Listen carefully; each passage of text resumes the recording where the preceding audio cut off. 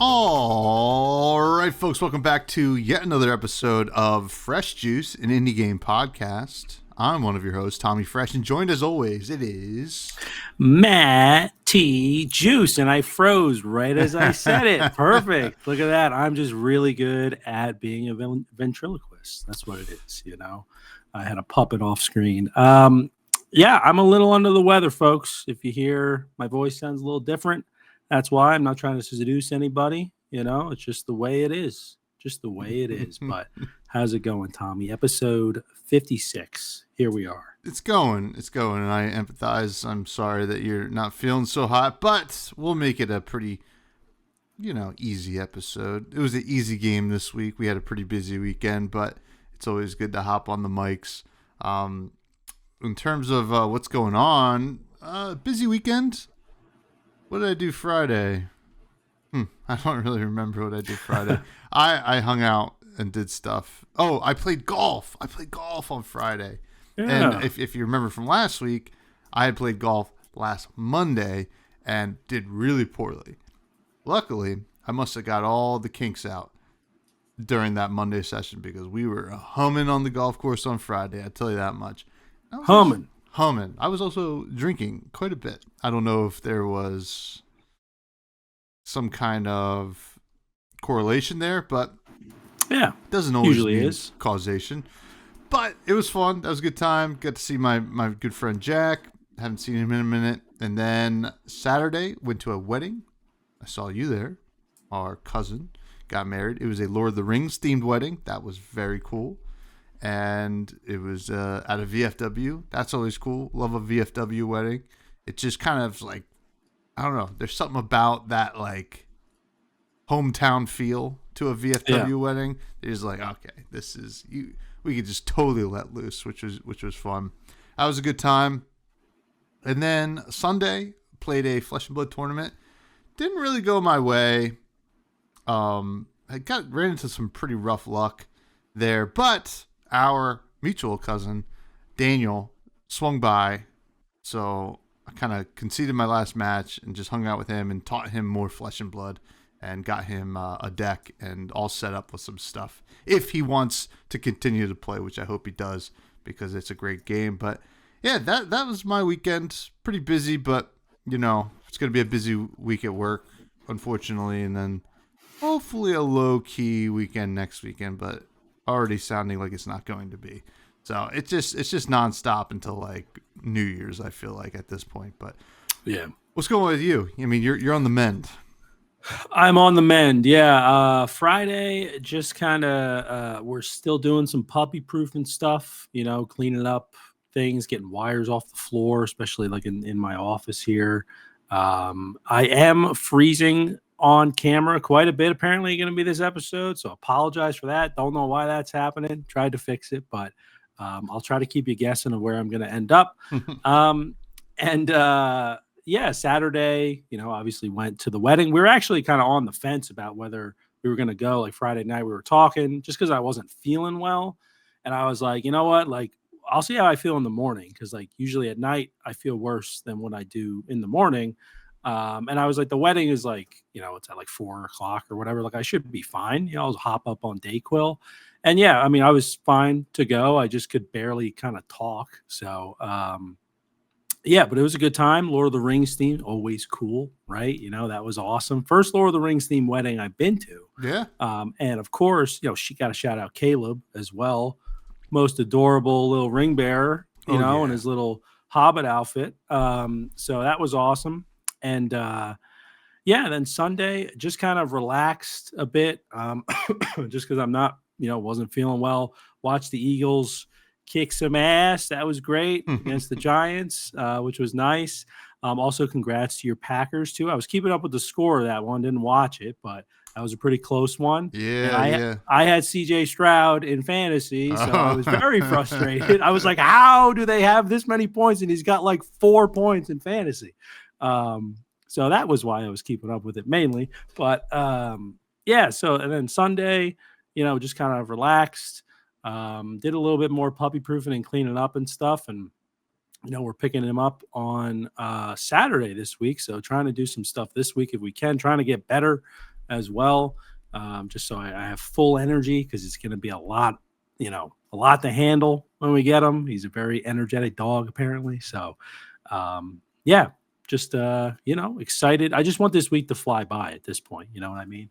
You know, I you know what I'm saying? absolutely know what Oh, you I'm mean. over here. You didn't see that coming. Yeah, no, that's gonna be exciting. Hopefully, we get an appearance of the dog on screen at some point. Obviously, I can tell already that the office is looking a lot cleaner than it has in the past. So definitely all puppy ready in the office, at least.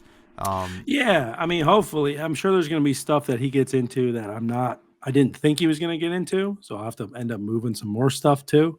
But big thing was I had to move all those fresh juice stress balls out of here. I had a box of them right here. He was going to just tear those up. So I had to move those out of here. But yeah, everything's looking all right. I think we're pretty much ready to go, for him. So we're excited.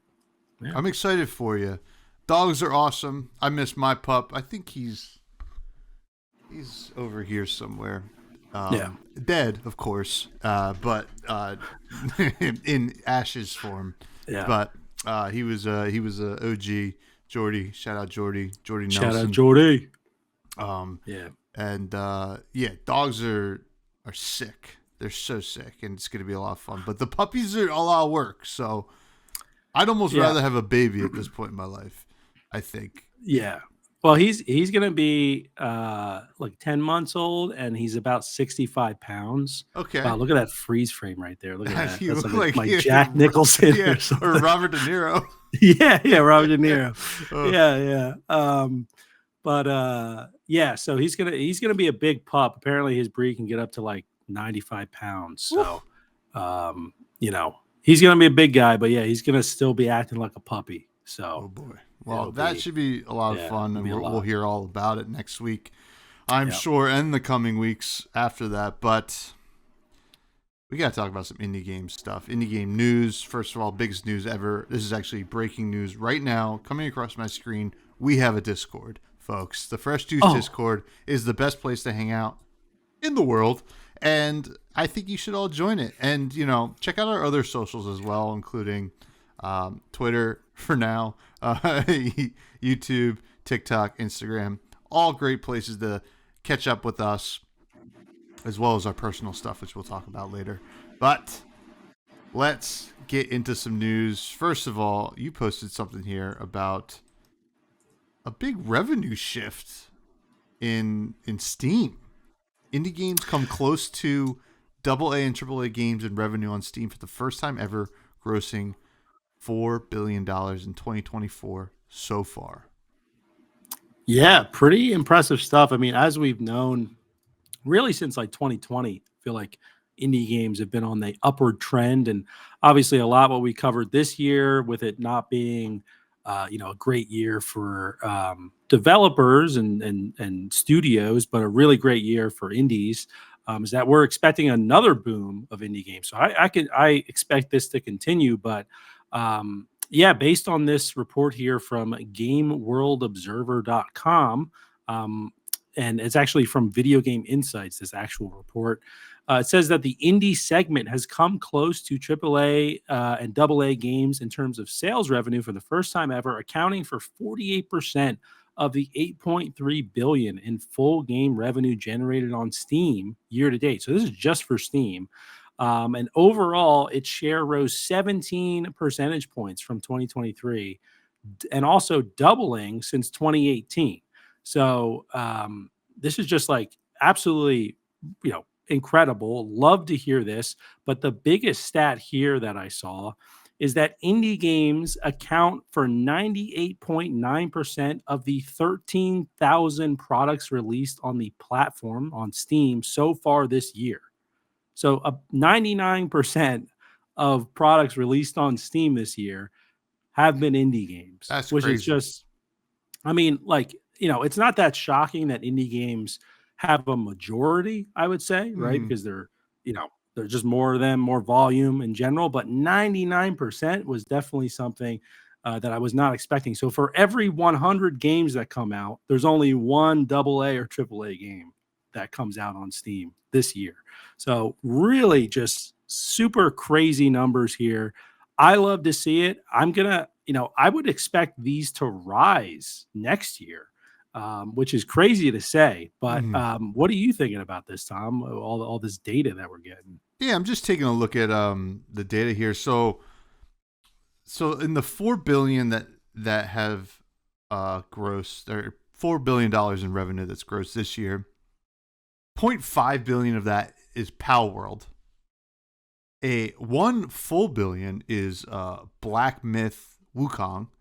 So those two are kind of carrying the torch here. And then another 0.8 billion is the other releases from 2024. And then that final 1.7 billion is all pre-2024 indie games. So people buying the games from previous years this year, which is pretty awesome. And this kind of harks back to when we were talking about things like the summer Steam sale and stuff like that, right? Yeah. Because that really gives a lot of people a lot of access, or at least the incentive to try games that maybe they had in their wish list for a long time. And it's just kind of cool to see. Now, it'll be interesting to see where it goes next year without a major release like Black Myth Wukong or Pal World. Now, I don't think anybody predicted that those two games, maybe Black Myth Wukong had a little bit more hype, but I don't think anybody predicted something like Pal World was going to gross $500 million already. So, yeah.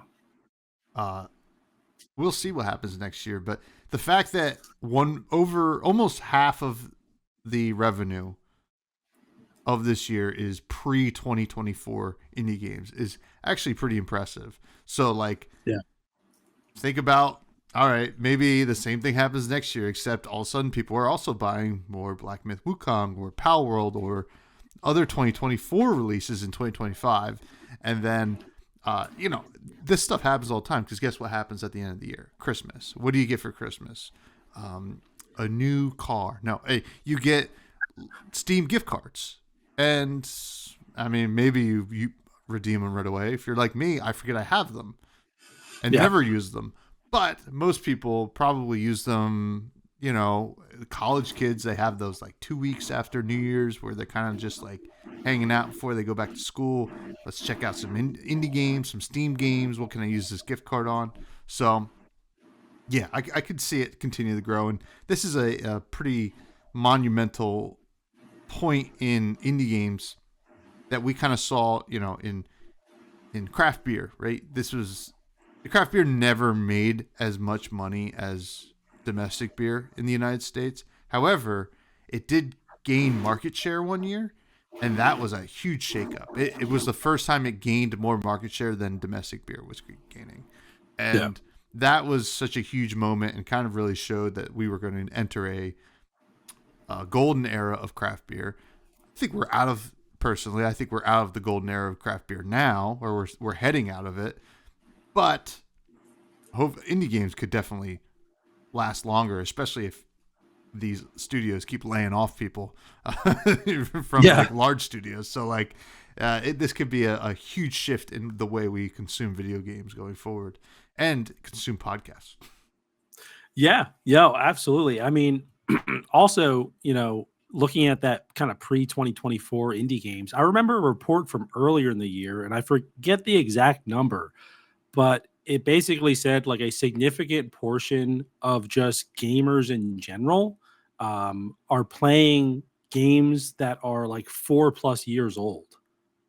So they're not really playing a lot of new games. People are still playing those games that are, maybe some people would consider a little dated at this point, which is kind of ridiculous in my mind. But I think it's showing how sticky a lot of these games are. Right? Is that like a game, that I'm, predicting this year that came out, obviously Balatro, right? That's going to be a super sticky game for years to come.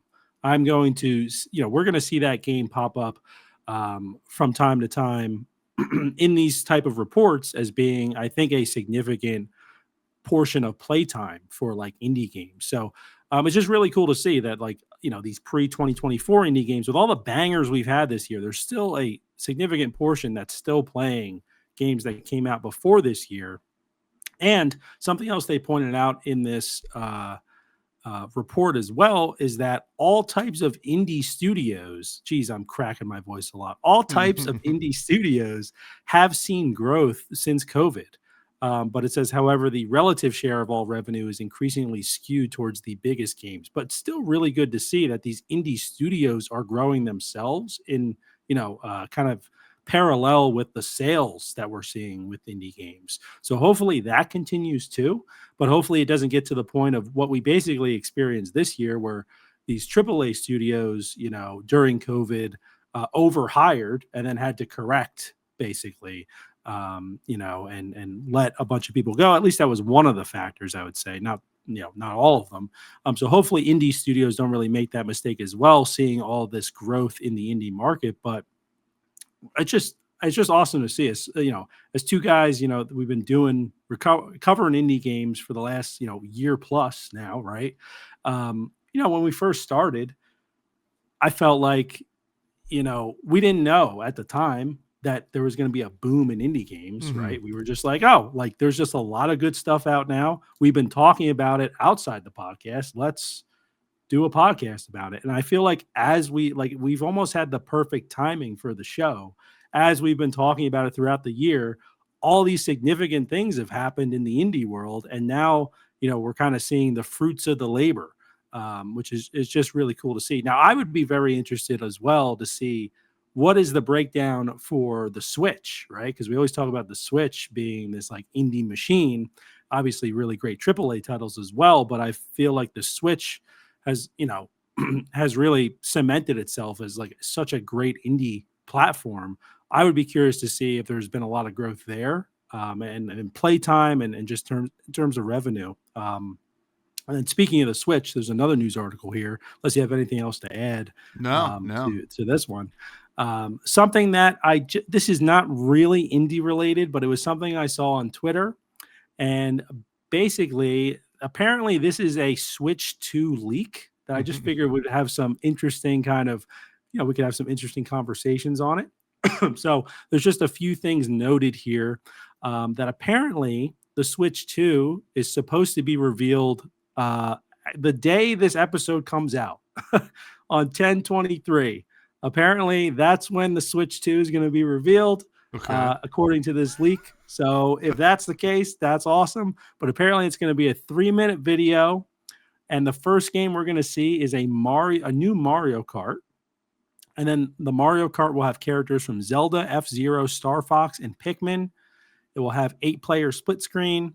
There'll be a new look at Metroid Prime 4 Beyond, showing playable Sylux in a multiplayer mode. Not too sure who that is. A remake of Kid Icarus Uprising. Most exciting part here, tiny peeks at a new 3D Mario and Animal Crossing. Apparently, seems a little early for Animal Crossing for me, but I mean, if it's just a tiny peek, maybe. And then a bunch of third-party games. Apparently, the system releases in May. And then there'll be a full reveal in January or February of 2025. So we might be, right around the corner from Switch 2 announcement here, Tom. What are you thinking of? And again, these are leaks from 4chan, apparently, right? So who knows how credible this is, but it got me hyped. So I hope it's true. If Wednesday goes by and there's no announcement, I'm not going to be upset because I'm not really holding this with a lot of weight. But what are you thinking about this? Yeah, I wouldn't be surprised if this is fake, but there is some stuff here that makes sense, right? Like I think teasing a Mario Kart first, luckily, or like just seems like how you start this off. We're due for a Mario Kart. The game adding Zelda, F-Zero, Star Fox, and Pikmin. We already got Link in Mario Kart 8 Deluxe, so nothing crazy there. The 8-player split screen mode has me a little I mean, I don't think that will work. I mean, it could maybe, like if you're on the big screen at PAX East or something like that. That's interesting. A new look at Metroid Prime 4 Beyond. Yes, it makes sense. Remake of Kid Icarus Uprising. I like that game. I don't know if people are really clamoring for a remake. The new tiny peeks at a new 3D Mario and Animal Crossing. Definitely would expect something for Mario. And to be honest, if Nintendo's smart, like New Horizons was a cash cow. I don't think they ever expected to exist, right? Yep. That brought. I mean, that's easily the biggest Animal Crossing release ever, and it's arguably one of the biggest releases in the Switch's like AAA lifespan. So maybe they're like, we gotta start working on the next one, like for the next generation. Which, hey, listen, I'm all for. Hopefully it goes in time with like another pandemic or something where we're just at home and we can play all the time. No, I don't want that, but I would like to be home all the time to play. I don't want that either. That would mean I don't have a job. Yeah. So, and then the third party games, yeah, makes sense. Monster Hunter. I don't know. I think we're getting a reveal at some point. I don't know if it's this week, and I don't know if it's all this stuff. Yeah. Yeah. I wouldn't be surprised at a reveal in January, February. That's probably the most believable thing for me out of this whole thing, because I think Nintendo came out and said that they weren't planning to announce new hardware this year. So it'd be kind of weird for them to even tease it. I think a system release in May is like way too soon. Like I don't think that's going to happen, because I feel like I know the Switch released in like March, right? Yeah. Last time. I don't know. I feel like with how the Switch is sold, like Nintendo might be trying to target like a holiday time frame. I would imagine, right? They would sell even more with something like that, especially with a new Mario Kart that's paired with it. So I know this isn't like indie related at all, but figured it was something interesting to talk about. So we'll see. I'm hoping for a Nintendo Switch 2 sooner than later. So I hope all this is true, but I'm kind of only picking out that, yeah, new Mario Kart makes sense. January, February reveal, that makes sense. And Pikmin characters in Mario Kart, I'm excited for that. But yeah, other than that, and obviously the Animal Crossing too. Now, if there was a new Animal Crossing, Tom, since I know you're such a big fan, Yeah. what would you like? What would the framework be? Right, obviously, New Horizons, we had islands, right? Are you thinking a little bit more open, other play? Like, the thing with me, just real quick, with Animal Crossing is I wish it was just easier to play with other people, because I think that's awesome, like showing your islands and things like that. But I always felt like the process was like just so slow and almost dated in a Yeah. way. So I would like them to improve that a little bit. If I could just send an invite to someone and then they could just pop in, I don't need to like give them a code or what, I don't know. I just kind of feel like that part should be improved. But what are you thinking in terms of like how this new Animal Crossing could be framed? Well, the online should be definitely a little bit more approachable. And I think they're already trying to do that with their newer AAA titles. Something that you're going to talk about later has a pretty improved online system, from what I understand. And I think that also, I mean, more land to work with. Yeah. Right. Yeah. And like, I think they could take something from, or learn something from something like Stardew Valley, right? Where, yeah, you have your farm and your area, and then there's the village, but like also give us like other areas to go to that, like, I remember in New Horizons, before you unlock like the ladder to get to the next level of your island, you're like, you start to think like, what is beyond Yeah. this like small area? And I think like that really captured a lot of people's imaginations. Like, holy smokes, like what if there is like a whole new area. Now, like they could definitely revisit the whole city theme that we had on the Wii one. That would be kind of neat. I know people like that, and like to see a reworked version of that. So like, I'm hoping just a more expansive thing, because I think that's the easiest thing to do with Animal Crossing. It's not like a truly groundbreaking game in terms of graphics and mechanics and stuff like that. You just give us more shit. We're pretty happy. I think we're just like, oh, more stuff to do, more collectibles. I mean, they will likely expand on the crafting if it's Nintendo at this point, like they did it with Legend of Zelda. Didn't love that, but it kind of works in Animal Crossing, so I could see that. Yeah, I don't know. I hope this is all real. It's probably not. I mean, 4chan, all I know about 4chan is I think mostly bad stuff happens there, so I'm just not going to really bank on this being real. But you all might be listening to this and watching this and being like, oh, it did happen. So, true. Yeah, true. Now, one thing I definitely want them to add in a new Animal Crossing, give me the ability to make multiple bait at once. Oh, yeah, like, yeah. Mm-hmm. That just that feature alone. Release New Horizons again with that feature, and I'm happy. Like I just PvP. and PvP, yeah. Give me some guns, bazookas. Let me shoot the owl, when he doesn't want to see something. No, but it's some kind of competitive game online that it's like a mini game kind of thing would be pretty sick. You got some bells, Yeah. Yeah, cool. you can wager bells. Yeah, put gambling in Animal Crossing. Yeah. They already kind of do it with the turnip system. True. Yeah. See what happens. We'll see. But we do have a game to talk about this week. Yeah. It is Magic Archery. This is not an intense game. We're going to come out the gates here.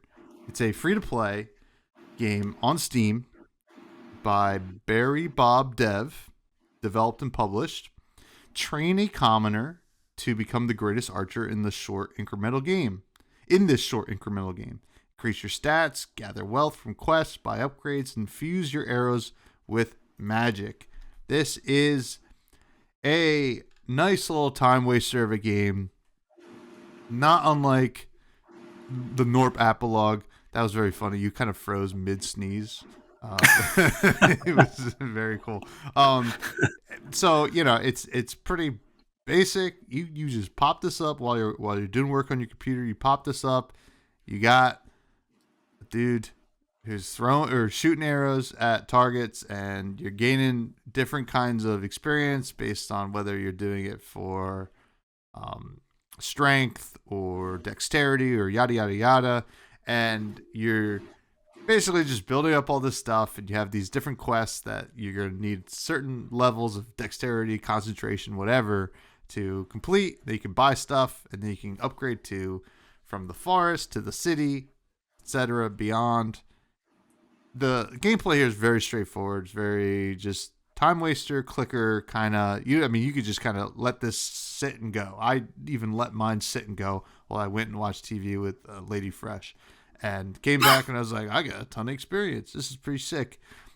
Gameplay, it's if you're looking for something to waste time, this is a good one. And if you're looking for something with depth, this is not it. I don't think. This does not have the same amount of depth of something like Gnorp Apologue, right? Where you have a little bit more of a tree of different decisions that you can make to kind of do the thing that you're doing, right? This is relatively straightforward. I think you could focus on one or two things, but I felt like it just made sense to do it all, right? Rather than to kind of like, oh, let's see what happens here. You get one kind of decision tree with your magic when you unlock a magician. I guess there might be more further into the game. I didn't complete the game per se, but I played for a decent amount. You get a magician, gives you all these different spells that help you shoot the targets. You can upgrade your targets. That's the game. Magic Archery is not a complex game, but it is a nice little time waster if you're looking for one. Yeah, it's I actually did complete the game. There's a quest where it just when you finish it, it just says finish game, and then it shows you your time at the end.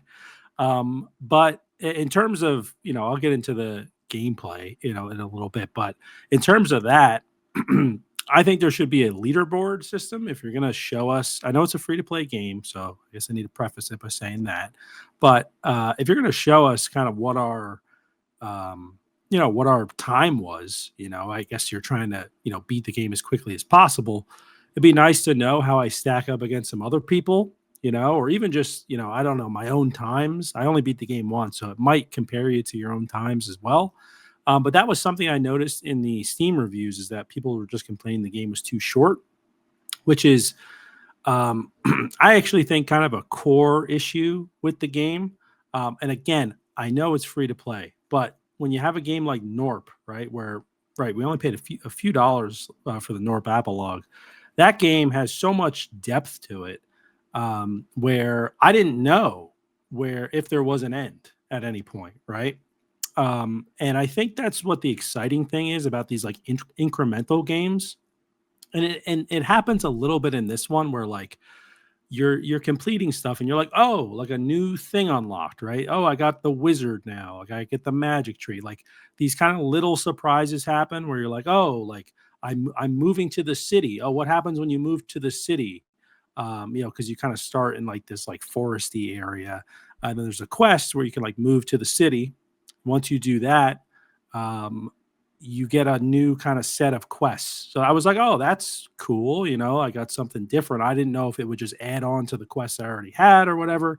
So that's cool. But I think that's such like an important part of these games, of like that element of like surprise, like, oh, like think of all the possibilities now, right? Or like when I go play this game again, I'm going to do it differently because now I know what's going to happen when I do these things. Like that's something with Gnorp that was very exciting, where something new would unlock and I would be like, oh, like I can't really fully utilize this right now, but in my next playthrough, I'm going to make sure I focus on that. Because it's just really, I want to try out the drones more, right? Or whatever it might be. So I think this game, with it being so short, and I know it's only, it's a free game. I beat it in an hour. My time was like 59 minutes, and that was probably really slow too, because I was doing some other stuff as well. I probably could have been a little bit more attentive to it. So that was kind of my biggest gripe with the gameplay, is that it just it had those little moments of surprises, but then eventually you're just kind of like, all right, like I'm just going to run the clock out, basically. Like I guess nothing new is going to unlock from this point. And then, even taking a look at the magic skill tree that's on the screen right now, and the gameplay is a little blurry, it seems, at least on my end, but you can kind of get the idea, is that for me, a skill tree is really about like making decisions, and not like, if you're given two different choices, you choose one of them, you can't choose the other one, right? Like you are like, okay, I'm going down this path on the skill tree, so this is what I need to focus on. Or, I made this decision and I can't go back unless maybe I reset all of my kind of skill points or whatever it is. This game doesn't really work like that, where like you can just unlock everything on the skill tree, which is, that's a choice, and it's all right, I guess. But for me, that just means like, okay, like once I literally unlocked everything in the game. I bought everything. I did everything. That's not even how you beat it, right? Like I just did it because I was like, oh, I want to see if there's an achievement for this. There's only like 6 or 7 achievements for the game. And the last one that I got was the one where you actually complete the game. But you don't get achievements for like unlocking, all the magic skill tree items, for example. There's no achievement for that. So I'm like, okay, well, why do they, I don't know, like why do they even give you the option to do that then, if there's not really a benefit in doing it? Even like I didn't really notice that my, I would be able to complete the game quicker if I unlocked everything in the magic skill tree. So I don't know. There's like, with these kind of incremental games, I really like, the idea of like, oh, in my next playthrough, I'm going to be trying this. But in this game, since you can just unlock everything, you do one playthrough, and I just kind of felt like, all right, like nothing different is going to happen the next time I play. It might be no pun intended, very incremental, the thing that's different, right? Like I'll choose a different skill tree item first, but then I'll just eventually unlock the other one that I had in the other playthrough. So it's really going to end up being the same thing at the end of the day. So that was something that kind of bothered me a little bit, is that like, I just wish there was more replayability. Like I would rather pay like $5 or $10 for this game if it had more replayability. It's great. It's free to play. Maybe this is like a testing bed for Magic Archery 2 or some other game, right? Like I don't know. But to me, it kind of almost felt like it was just a demo and not really a game that should be like fully out on Steam, if that makes any sense. So I had fun with it, but I had an hour of fun with it, and now I'm kind of done with it. So those are kind of like a little bit of my gripes, because I don't know, like I still want to go back to Gnorp and play it, right? And see what else they've added. Like with this game, since it's free, I don't know if they're going to even add anything to it at any point. Why would they? What's their incentive, like, so that's why I'm like, this game maybe should have been like a demo, and then maybe leading up to a Gnorp size version of this, and I would have really enjoyed it. I think, I like these kind of games now because of Gnorp, but this one just felt a little too demo-ish and not super satisfying to like play again. So that's where I ended up on the gameplay side of things.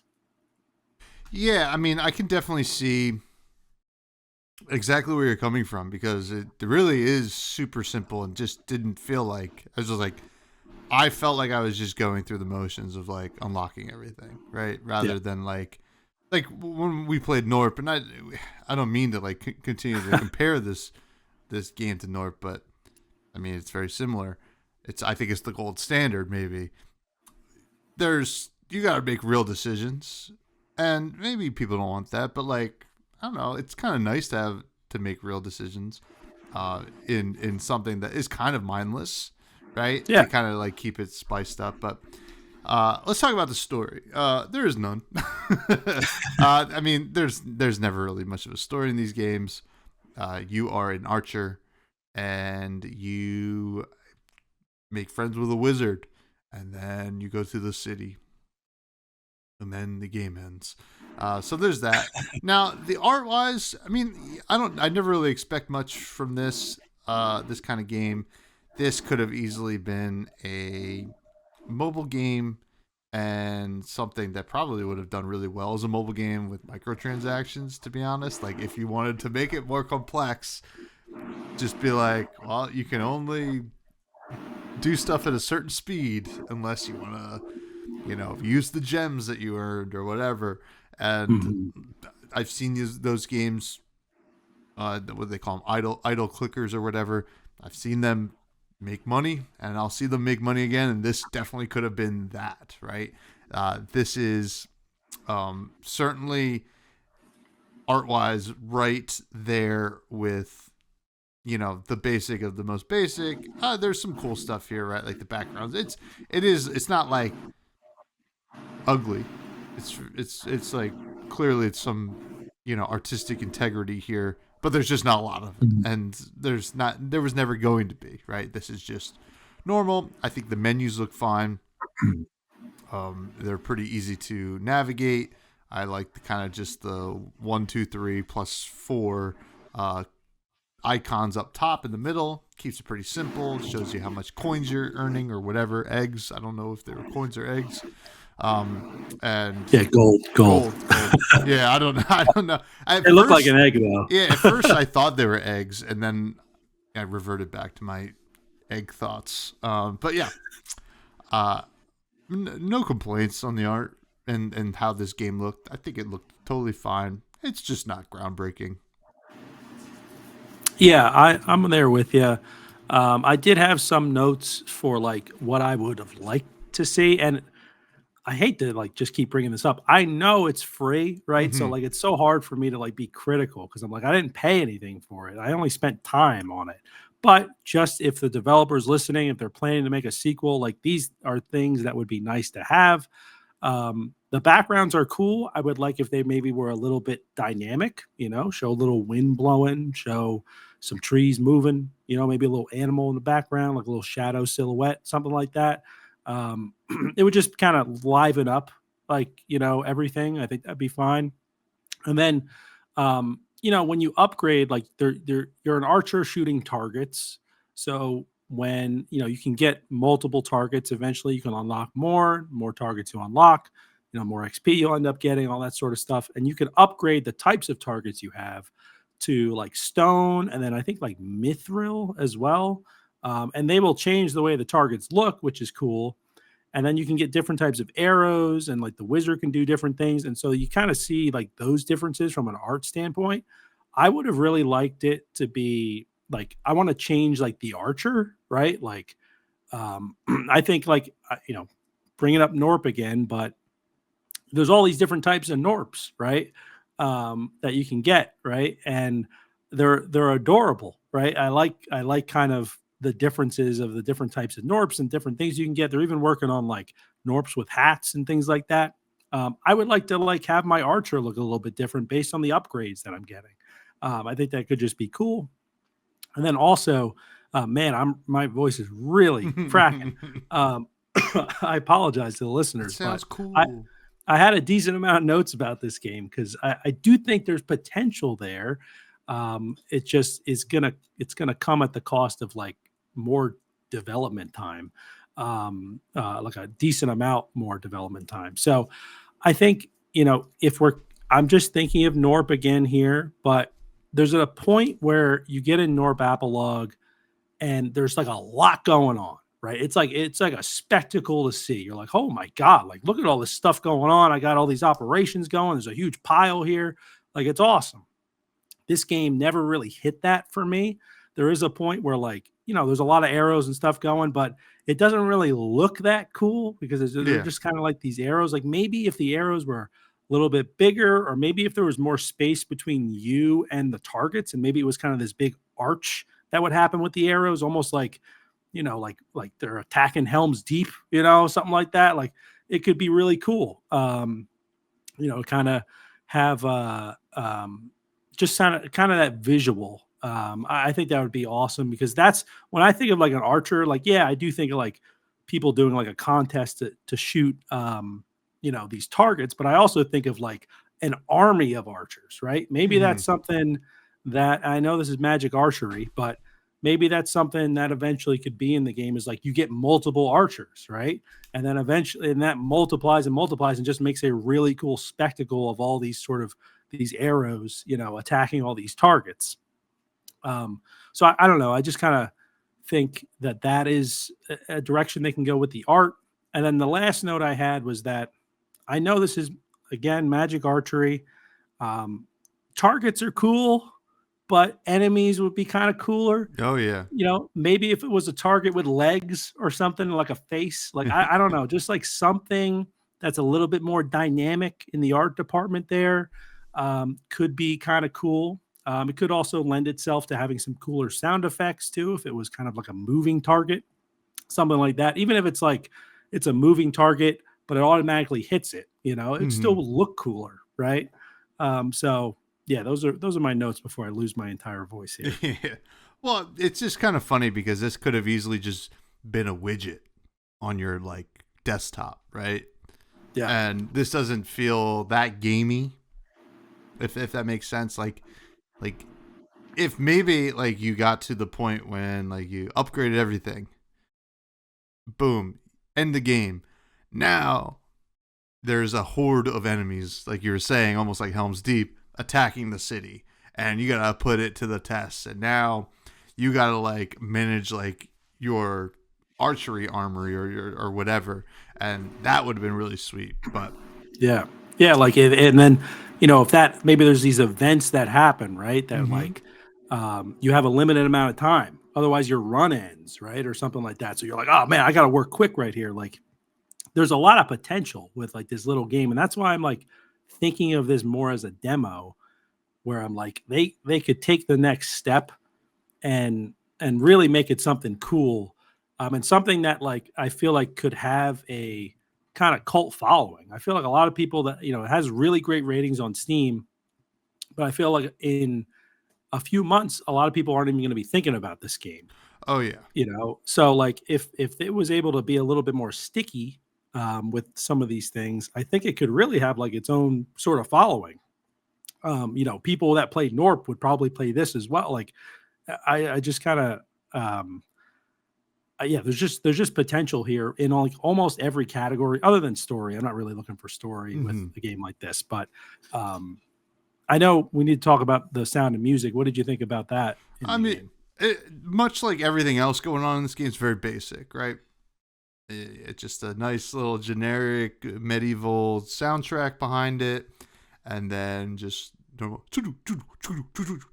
like just you hitting the shooting the arrows and hitting the targets. Nothing. I mean, it sounded fine. Like to be honest, like I even like stepped away to do stuff while still listening to it, and I was like, hey, it's like almost relaxing in a way, like these games could should kind of be, and I don't really have any negative notes to say about it. Sure, some more, much like everything else, some more variety could have been nice, but I think it's kind of funny. More variety in the sound kind of hinges on more variety in everything else going on, right? So it's kind of hard to discount the sound because the rest of it isn't doing stuff to give you new sound. So that's basically where I'm at with it. Very simple, very very easy, but could have scaled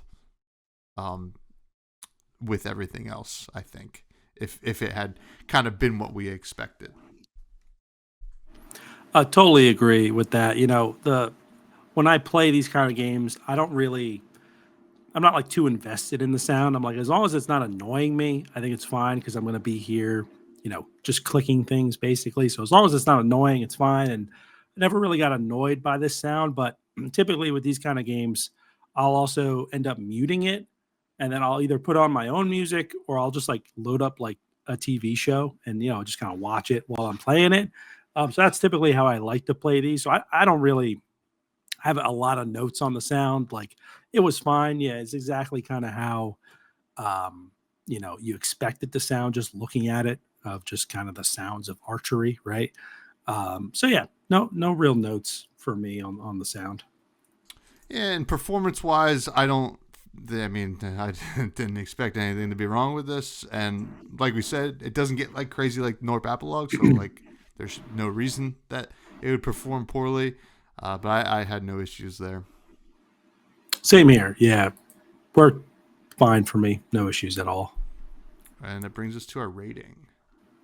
Our ratings are as follows: certified fresh juice at the top, a steal, get on sale, manager special, and then spoiled milk in that order.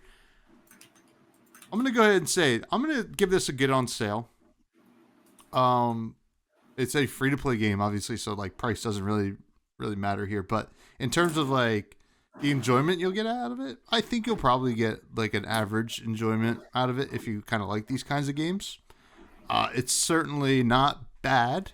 It's just very mediocre. It's literally middle of the pack kind of game, and that's why I'm giving it a get on sale. There's probably a lot of room for improvement. Like we said, we doubt there will be.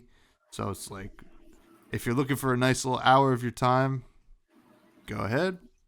If not, you can just totally forget about this one. Um, Hopefully, this is more of an experiment that will lead to something bigger down the road. But didn't hate it, didn't love it. It was right in the middle. I'm right there with you. I'm giving this an on sale. You pretty much covered everything I was gonna say. Like, if you're into these type of games, you have an hour to kill. Go ahead, go. Complete the story, and you'll pretty much have experienced the whole game. And yeah, hopefully there's more to come. Like I did notice the developer. This is the only game that they've published on Steam, at least, and made. So maybe this is a testing bed for something bigger, which would be really cool. I would love to. If the developer's listening to this, I would love to play whatever you're going to work on next, if it's in the similar kind of genre here. Just because I do think there is potential, but yeah. So props to you for making something fun though. at the end of the day, right? You got some enjoyment out of it, which is like not easy to do. We played plenty of games on here that are not fun. So props to you for doing that. I just want more, I just want more out of the game. So, yeah, hopefully there's a Magic Archery 2 or some sort of successor coming eventually, and maybe we'll give it a shot on the show. But yeah, giving it on sale. Giving it on sale. And next week, we're figuring out what next week's going to be. But we do have some listener questions. I mean, unfortunately, the first one, I didn't have much time for any of it. But Capolo asked, since the next fest just finished, which games did you put in your wish list? Should finish the same day as your recording. I didn't get to play any demos, although I think there was a update to Starvaders, which is already on my wish list. So really excited for Starvaders. But that's really it. I mean, I didn't really get to play anything this past week. Yeah, I didn't have a chance to play anything either. I'm sorry, Capolo, just because under the weather. And then also for those, I play Once Human. So there was a big update for that. So I was trying to prepare some content, do some streams and all that stuff, which went really well, actually. And had to postpone my charity stream too, which I know I mentioned last week. So that's coming up this week just because I couldn't really talk on Friday when I was planning to do it. So yeah, I didn't really have any time to check out any demos on Steam. I wasn't really playing much of anything, to be honest. So hopefully for the next one, though, I'll have a little time to carve out. Yeah, but thanks for the question. I know you were playing some, Cap. How about you tell us what yours favorite was? Yours? Favorite? Yeah. Your favorite was. Bags asked, favorite style of French fry? I'm a big waffle fry guy. Nice crispy waffle fry. Don't give me any like the Chick-fil-A ones are all right, but I like it when it's like crispier than that, and they usually don't get theirs that crispy. So I love waffle fries, and I mean a close second is probably like a curly fry. I love curly fries too. If it's a really it's got to be crispy. I love crispy fries. But there's like only a few types of fries that I am not crazy about. I mean, they're all good in their own way, but probably waffle would be number one for me. What about you, Tom? I like a waffle. I think curly fries is one of my favorites. Kind of love that you get a little mix of soft and crunchy. Like there's just a variety in a curly fry that I really love. Now, if like the shoestring fries, and I mean like the really, really thin ones that like you get like at like a nicer tavern or whatever, gets served with a burger that like almost kind of melt in your mouth. They usually have like Parmesan or something like on them. Those are insane. I love those French fries. But a curly fry, like if I'm gonna be like, what do I want? Curly fry. I think I want a curly fry. I could do without the regular kind of McDonald's French fries. I guess like you might call those shoestring, but I like them thinner than that. I do like a big old steak fry though. Oh yeah. Those because I like the potato, the mashed potato-y kind of thing going on in the middle. That's pretty good. Yeah, that's a good one. And tots too. I mean, tots are underrated. Tots are good. I was never crazy about tots, but when tots are crispy, oh yeah, that's But once they get a little soggy, I'm like, I'd rather have any other French fry. But K-Moore has a follow-up question from last week. I don't know who you decide won the football game last week. We did a football game between PlayStation IPs and Xbox IPs. But do either of them even have a chance against the Nintendo lineup? No. I don't think so. Yeah, we did touch on that a little bit last week. Yeah. But the Nintendo characters also have experience with sports. I feel like none of the PlayStation characters or Xbox characters really do. So I'm gonna choose Nintendo over the other two any day. And there's something about Nintendo characters that feel a little bit more immortal. Right? Yeah. Like almost godlike. Like they can't die and they have strength that doesn't make sense, if that makes sense. So you're just like, I wouldn't even want to mess with Mario, to be honest, at a minimum. Oh And yeah. then I play Smash Bros. Man, I mean they're all nuts. Luigi plays like Luigi's almost like Jackie Chan, kind of that drunken master kind of thing, where you're like, Yeah. it's just an idiot, and they destroy you. Yeah, I don't Yeah. know. I think Nintendo all the way. Now, Yeah. I mean, imagine an arms character as a wide receiver. yeah, oh dude, I arms. mean, that's just We got game over. we gotta get arms too with the Switch too. Oh, right. Yeah. That would be sick. I I had like fun that with game. the first arms. Yeah. Yeah, that was a good game. Yeah. Um, that's gonna bring it to the end of the show, but we do have the rec room where we recommend something. Well, perhaps isn't an indie game. What do you have? Yeah. So speaking of Nintendo, last night I played the new Super Mario Party Jamboree for the first time with Lady Juice. And it was great. We only played one of the new courses or whatever you want to call it, maps, and or boards, I guess they're called.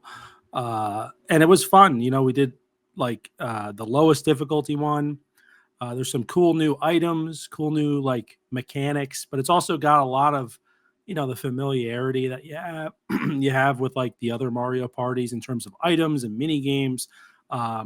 We didn't really play a ton of the mini games. We only did like 10 turns or something like that. But it was great, and I'm excited to play more. We love playing Mario Party, and so yeah, I've been seeing great things about this one. I know you're planning to play it today, Yeah, so let me know what you think about it. But yeah, it was. I mean, there's not really a Mario Party out there I don't like, but this one, with it being new on the Switch, also I found my new favorite character in Mario Party, Monty Mole. Oh my god, Monty oh, Mole, you're a which Monty Mole main. yeah, Damn. I didn't even know that was his name. I just called him the Mole. So yeah, he's awesome. So I'm gonna be using him, but yeah, it's fun. It's a good time, and I haven't done any of the online stuff yet. I know people are really liking that though. But even like some of the quality of life updates they've had of like now on the bottom of the screen, it'll show like all the characters that are playing, but it shows the order that they go in and it kind of moves. So when someone it's kind of like a timeline, right? You can easily be like, "Oh, like, so and so has to go after me," and then it will even show like mini game icon or like home stretch icon, which is like the last 5 turns or whatever. Like things change in the map. So it's kind of cool like, you know, you're never questioning when am I up again or whatever. I know it normally like kind of has that stuff somewhere, but it's just a lot easier to see in the new Jamboree. So yeah, it was fun. I'm excited to play more, but I'll be sure to give any other updates, of cool stuff I find in future episodes. But so far, so good. Hey, I mean, I'm excited to play. I'm about to play as soon as we're done recording this with some flesh and blood friends. I'm going to recommend Blue Sky. There's been a great migration from Twitter over to Blue Sky because, for whatever reason, Twitter just keeps on adding features that I don't know who wants, including like if if you have somebody blocked, I guess they can still look at your stuff. And Yeah. then also any image you upload, even if it's your own artwork, automatically goes into the database for their generative AI, which is pretty unethical.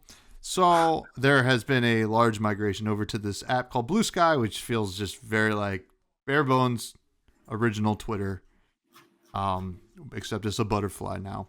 And it's pretty incredible so far since I've gone over there. A lot of flesh and blood people went over, but it's pretty incredible the amount of engagement you get compared to Twitter, because Twitter felt like at some point it's like I can't post a link to anything or else nobody's saying it, or it just didn't feel very creator friendly. So Blue Sky definitely feels a lot better. And Yeah. so far, I'm still using both, still have both. Hoping that maybe Twitter gets their act together, but it's really kind of looking grim. It's been kind of a little bit of a hill turn since, well, it stopped being called Twitter. Yeah. But enjoying Blue Sky, you can follow me over there at Fresh Buds Pod, like you can follow me anywhere else. Same here. I'm on Blue Sky, baby. Matty Gorm over there. Yeah, I find it interesting that, like, there's been so much talk, I feel like, of, oh, go on Instagram Threads or go on like Mastodon or all these different apps that are trying to be like the next Twitter. That I feel like this is the biggest exodus of Twitter I've seen yet. But it's funny that this is due to a policy change at Twitter versus, like, I feel like the previous times it's been like the behavior of the guy running Twitter has really pushed people up. This is actually like, like an actual policy change that people are disagreeing with, which is, a great way to kind of cast your vote and be like, all right, I'm just going to stop using your platform then if you're going to do this. So I've been on it, and, Blue Sky, it's basically Twitter. So I've been fine using it, and we'll see kind of where it goes from here.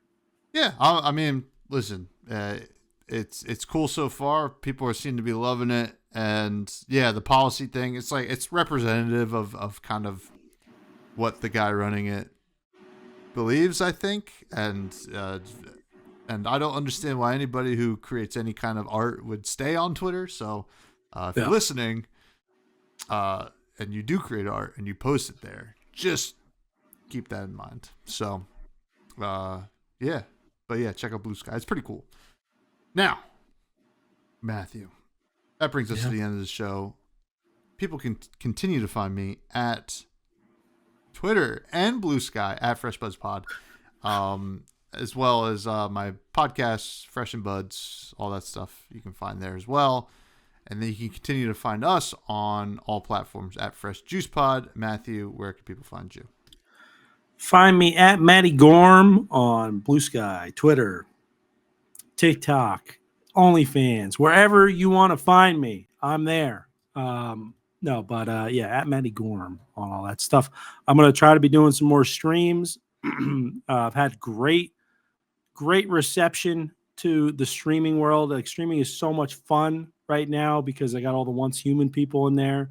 I see Capolo pop in. I see Tommy Fresh pop in.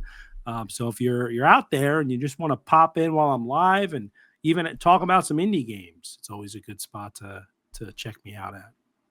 Yeah, and with that, we're going to sign off with, well, our classic sign off in 3, 2, 1. Hey!